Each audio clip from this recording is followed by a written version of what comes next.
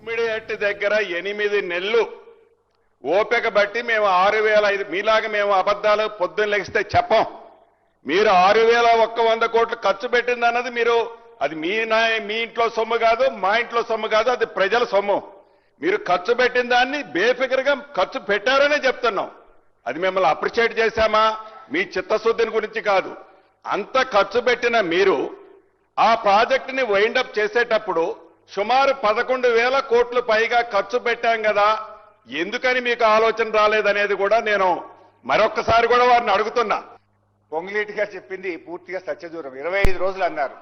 వ్యాప్కోస్ took more than 6 months to give the report.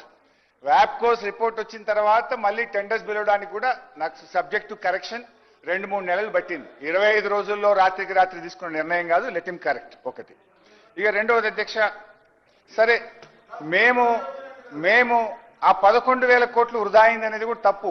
ఆ వృధాను ఆదా చేసే ప్రయత్నం చేసినాం. ఇప్పుడు it is not just Tummidihatti package 6, 7, 8 ఎక్కడెక్కడ దాకానో మీరు తవ్వి పెట్టినారు. వాటన్నిటినీ సద్వినియోగం చేయడానికి నీళ్లు లేని చోట నుంచి నీళ్లు ఉన్న చోటకు ప్రాజెక్టును మార్చడం జరిగింది.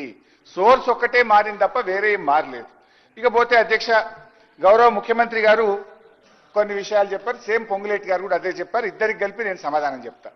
విషయం ఏంటంటే అధ్యక్ష, 2009లోనే హైడ్రాలజీ క్లియరెన్స్ వచ్చిందని ఇటు ముఖ్యమంత్రి గారు ఇటు మిత్రులు పొంగులేటి గారు చెప్పారు. 2009 నుంచి 2014 దాకా ఈ రాష్ట్రంలో అధికారంలో ఉన్నది ఎవరు?